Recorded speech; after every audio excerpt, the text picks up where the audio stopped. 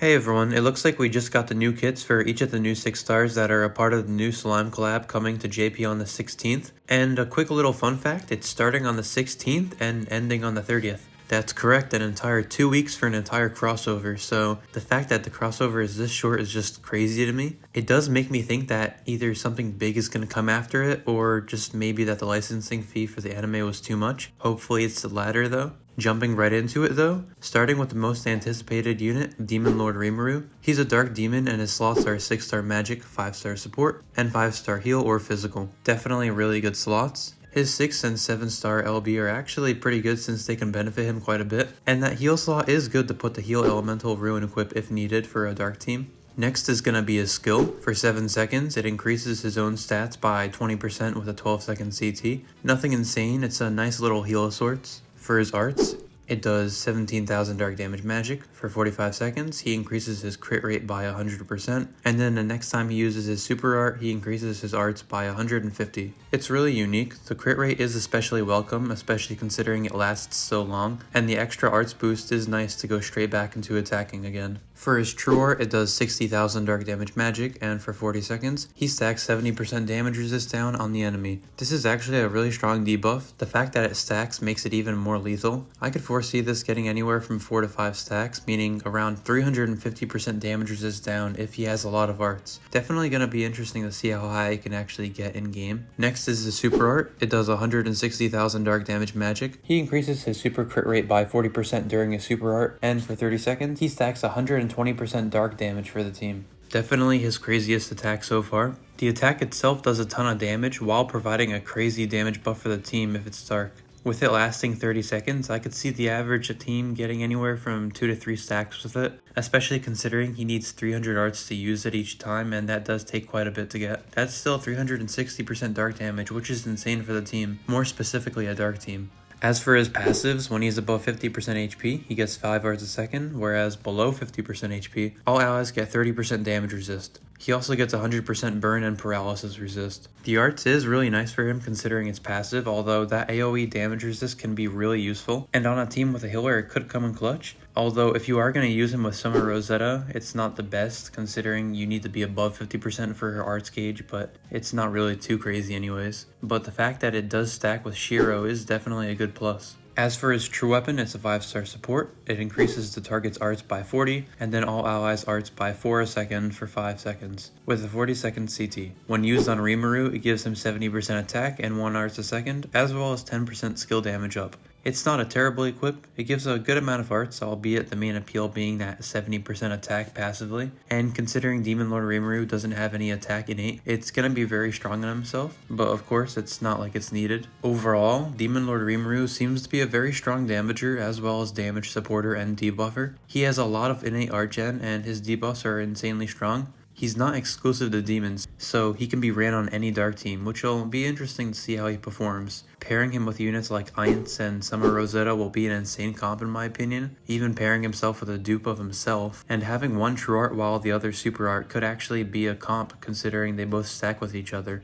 On pretty much any dark team, he'll be able to shine on it since he's buffing their damage and lowering the enemy's damage resist. But with his super crit rate, he'll actually be able to put up some damage himself, which is certainly nice. And his crit from his art will allow him to give himself enough crit when paired with Ainz to get through bosses with 100% crit resist. But anyways, moving on to the next unit, Milim Battle Mode. She's a fire demon and her slots are 6-star physical, 5-star magic, and 4-star magic and defense. Not the craziest slots in the world, although it's usable for a DPS, and the LB7 defense slot is good in sustain, but it's not worth it for Milim herself. For her skill, for 10 seconds, she reduces the enemy's damage resist by 10% with a 12-second CT. Pretty okay, it has a long duration, although it's not the craziest debuff. For her arts, she heals her own status elements besides faint, paralysis, seal, and freeze obviously. And for 20 seconds, all allies get 100% freeze and paralysis resist. This is definitely unique, and on harder pieces of content, it'll be especially useful considering you won't have to use a cleanse equip or defense item if you want to ignore a status element. For her true art, it does 30,000 fire damage physical. Each time it's used, it increases the break power of the true art by 3,000, up to 15,000. It does reset back down to 3,000 break when her super art is used. Being able to stack up to 15,000 break per true art is insane, albeit it does take 1,000 arts to see the full potential of it, right before losing it if you were to super art. So it looks like it'll be great on missions needing to be broken first, at which point breaking wouldn't really matter after that. But for stages needing consistent break, it'll be difficult to alternate between damaging and breaking, or at least being able to do it effectively either way. For her super art, it does 170,000 fire damage physical. Each time her super art is used, she increases the modifier by 170,000 up to 512,000 total. Although when she uses her art or true art, it resets back down to 170,000. The fact her modifier can stack to over 500,000 is a level of modifiers we haven't quite seen yet. This is on level, if not stronger than Summer Sistina, I believe, which is really insane. And while it is insane, do keep in mind, it does need a lot of damage buffing since she doesn't really have a whole lot of damage buffing in her kit besides her passive, which I'll get to in a second. If done right though, her damage can be really dominant in the endgame. For her passives, when not afflicted by status elements, she increases her damage and break power by 50%. She increases her arts by 1 a second and arts by 200 at the start of the quest. These are actually pretty okay passives. The damage buff is definitely welcome, although it is fairly low considering she's a 6-star. But then again, she does have a 512,000 damage modifier, so it makes sense why they didn't want to give her a lot of innate damage. The arts a second and at the start is nice to get her going too. For her true weapon, it's a 5-star magic, and for 15 seconds, it increases fire damage by 60%. If the user is demon, it increases it by 80% instead. For the passives, when used by Milim battle mode, she increases her status element resist except feint by 30% and arts by 2 a second, as well as 5% magic resist. It's a usable equip on Milim, a strong damage buff with nice passive arts, although not needed. Overall though, for Milim battle mode, she seems to be kind of like a revamped Chovy without nearly as much self-art gen. She doubles as not only a breaker but DPS, and she does do it pretty well. A big flaw of hers is definitely the fact that her modifiers reset when you're using something else, like if you're using her super art after using her true art, or using her true art or art after using her super art. So it does look like you'll want to stick with either breaking or damaging until you don't need one or the other. But when she is fully able to stack, she's destroying pretty much anything that needs to be damaged or broken. Over 500,000 damage modifier on her super art is insane, and that's without damage buffing, besides of course her 50% passively.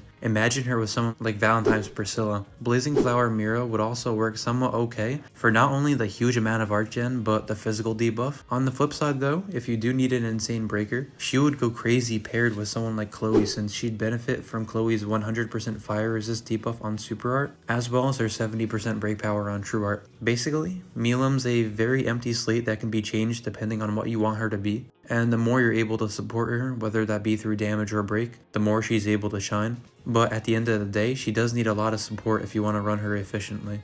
For the final unit though, Diablo, he's a dark demon and his slots are 6-star physical, 5-star defense, and 4-star support and defense. They're pretty okay slots, not worth an LB7, although pretty good with that 5-star defense. For his skill, it has an 11-second CT and increases arts by 40. It's a pretty standard art gen skill. For his arts, it does 17,000 dark damage physical, and for 20 seconds, it reduces all allies' defense equipped CT speed by 30% and reduces enemies' attack by 30%. It's a really strong defense equipped CT buff. It'll make some defense items more usable a lot more consistently, especially when you pair it with regular base equipped CT. The attack debuff is nice as well, since we don't see too many modern units that actually debuff the enemy's damage or attack. For the true arts, it does 50,000 dark damage physical, and for 20 seconds, it reduces the enemy's evasion by 40% and physical resist by 80%. They're pretty strong debuffs. The evasion debuff is nice in harder content that evades a lot, and will definitely see some use in those niche quests, while the physical resist debuff is pretty standard, allowing allies that are physical to do more damage against the enemy. For his super art, he has a 100% chance to inflict blind for 30 seconds, and for 30 seconds, the enemy's dark resist is reduced by 120%. The dark resist debuff is really high. It's pretty similar to Sagiri and her earth debuff on super art. The blind is okay, I guess, if it's needed, although it's a lot harder to hit it in the end game, and the fact that he doesn't have any blind resist debuffs in his kit at all, not even in his skill, will make it pretty hard to hit in those later quests. For his passives, when he's above 90% HP, the units to the left and right of him get 6 arts a second. He gets 100% blind resist, as well as 80% damage up to blinded units. The arts passive is really nice, although kinda sad since it's only the 2 units next to him. It might as well just be the entire team, although of course that would be overpowered. But I do think it would be a bit better if it were the entire team getting 3 arts a second. The passive being conditional at 90% or more HP means that unless he's behind a shield or constantly healing, he'll lose the passive quite consistently, which will definitely be annoying in the later stages of the game. Still, it's really solid to allow 2 units to shine a bit more than the others, especially with 6 arts a second, which is going to make them go pretty fast. For his true weapon, it's a 5-star defense. For 15 seconds, all allies get 30% damage resist, and when used on Diablo, it decreases the HP requirement for his passive to 80%, as well as 5% physical resist. It's an okay defense equip, basically a worse true row eyes, but the lowering in the HP requirement is actually pretty nice, but it's not needed, I would say, since there are plenty of other better defense equips. Overall, he seems to be fairly mediocre. He's not bad or completely unusable by any means, but at first glance, he doesn't seem like he's anywhere near the level of the other two. He's an interesting supporter that helps with defense equips, as well as physical and dark resist debuffing. He seems to just be a fun little character that's supporting your team if you don't need too much damage resist in a mission, but you would take his debuffing and art gen. He'd definitely mesh well with dark physical units like Saber, or either just physical or dark units. Of course, it's nothing crazy like I said, but we'll have to see how he performs in game. Who knows, maybe he's actually able to make some insane synergies. That's the kit info for all the units though. Demon Lord Rimuru and Battle Mode Milim seem really unique, especially Milim and her 500,000 damage modifier.